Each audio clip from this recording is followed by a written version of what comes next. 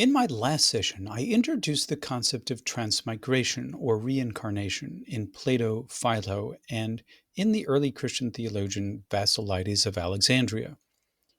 In this session, I continue to explore the theme of reincarnation in other early Christian thinkers, including Carpocrates, the Naassene Preacher, the author of the Secret Book of John, and finally, Clement of Alexandria.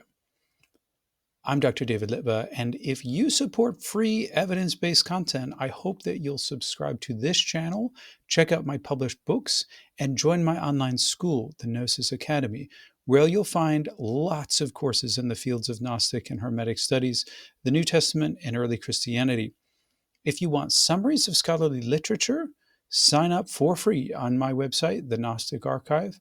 You'll find all links in the description.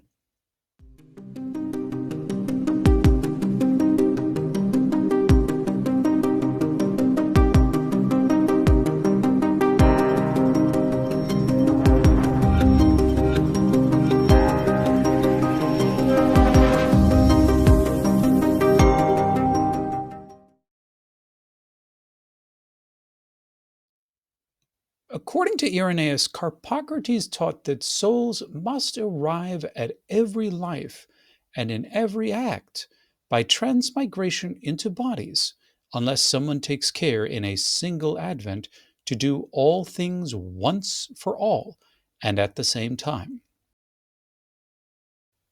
It's difficult to know what to make of this report. It seems that Carpocrates assumed the general Pythagorean theory that souls are embodied as a kind of punishment. The sufferings of mortal life pay for sins and lead to the purification of the soul. People are re-embodied when they need to pay for more sins, but the person who can become pure in a single lifetime is not required to be re-embodied. Anti-heresy writers claimed that Carpocrates needed to perform every type of sin or licentious act. But that is probably the opposite of what the Carpocratians claimed. We also know from Irenaeus that Carpocratians aimed to imitate a Jesus who lived without passion and without sin. Jesus was the model person who achieved redemption and purification without needing to be reincarnated. Jesus rejected Jewish law, to be sure, but he was not thereby a sinner. Having attained this state of perfect justice, he did not need to follow any written code. If we look carefully at the language of Irenaeus, we see that Carpocratians required souls to experience every employment of life. These employments were not evidently considered to be sinful. They were probably analogous to the different lives chosen by souls in Plato's myth of To accomplish every employment of life would thus mean that the soul must live through the widest breadth of experience, every kind of life. So it must live different lives to learn each lesson. These multiple lives equip the soul with true gnosis or insight.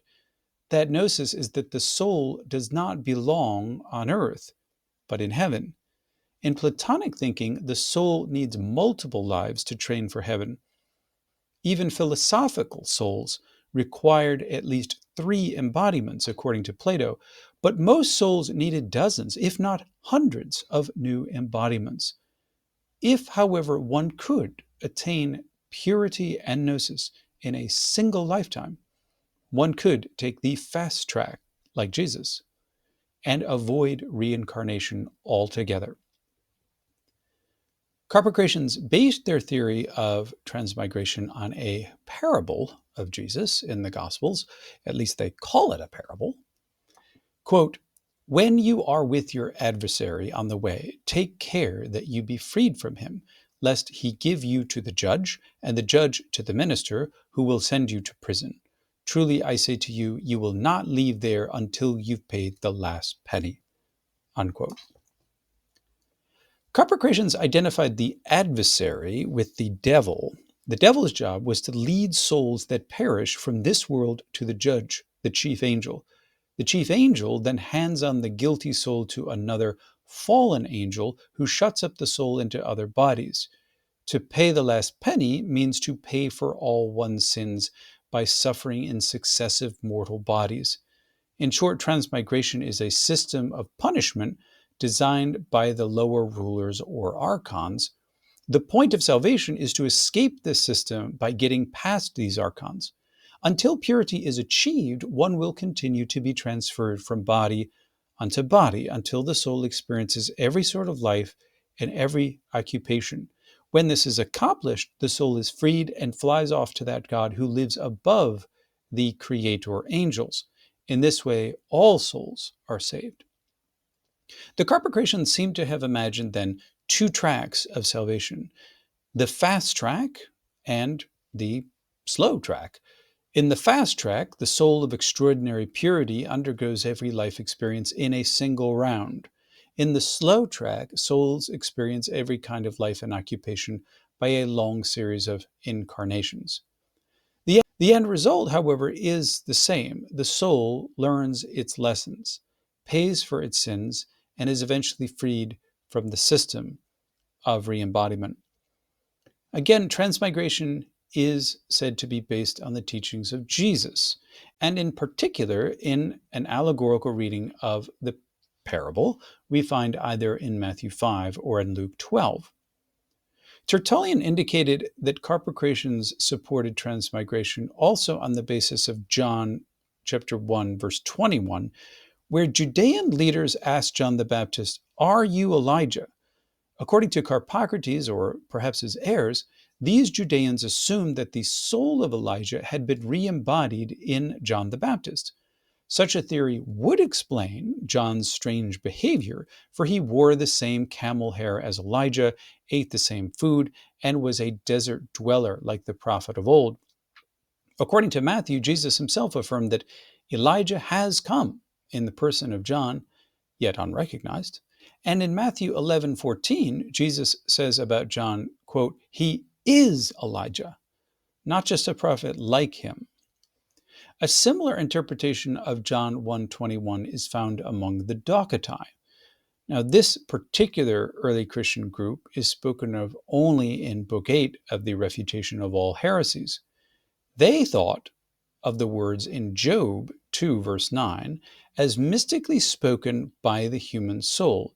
To quote the Septuagint version, "I am a wanderer and a hired handmaid, changing from place to place and from house to house." Unquote. This change from house to house means, or was taken to mean, a change from body to body.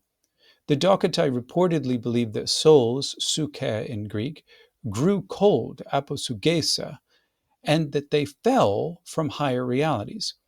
Now they complete their lives in darkness, tossed from body to body, kept imprisoned by the Creator. This belief system seems similar to what we find among the Carpocratians. In the case of the Carpocratians, however, the enemy is not a lower creator, but a set of creator angels. Another text important for understanding Christian reincarnation is the Secret Book of John. In my view, the Secret Book of John is an Alexandrian Christian text, composed probably in the very late 2nd or early 3rd century. Toward the end of the Secret Book, the Apostle John asks Jesus about souls which do not know the all. Jesus explains that these souls are not wicked in themselves. The counterfeit spirit weighs heavily upon them. They are dragged into vice and forced to forget their nature. After they die, these souls become naked.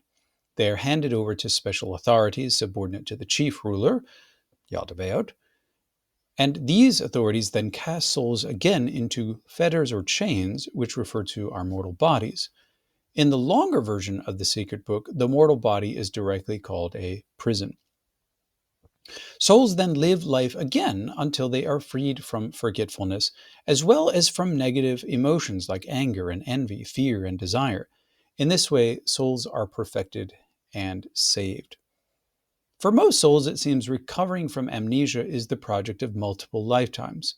But all punishment, once again, is remedial. The circle of transmigration lasts until the person receives knowledge, becomes complete, and is saved.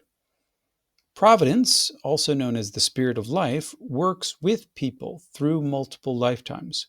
When people follow and obey the Spirit, they graduate from the cycle of transmigration. In fact, all souls are freed from the cycle, with the sole exception of those who first understood the truth and then rejected it. Let me also say something about one of my favorite early Christians, the Naassene Preacher. This preacher, if you don't know him, was probably an early 3rd century Alexandrian, known for identifying Jesus with a variety of Greek and Egyptian gods like Attis and Osiris. I translate the Naassene discourse in my book, The Naassenes. In this discourse, the preacher never uses the standard terminology of transmigration or affirms it openly. At the same time, he drops many hints about transmigration using bold imagery. He allegorizes Homer's ocean to refer to the birth of mortals and immortals. When the cosmic tide comes in, people are born in flesh. When it goes out, people are born out of flesh. Presumably, the tide keeps coming in and out so that we have a repeated cyclic procession of souls freed from bodies and born back into them. The preacher also referred to the soul's exchanges, which might refer to exchanges into different bodies. At any rate, these exchanges result in the soul changing its shape and condition. At the end of the Naassene discourse comes a beautiful Gnostic poem called the Naassene Psalm. And I've got a whole course on the Naassenes, specifically a video on this psalm. Here we find images of judgment, death, and rebirth, which seem to indicate transmigration.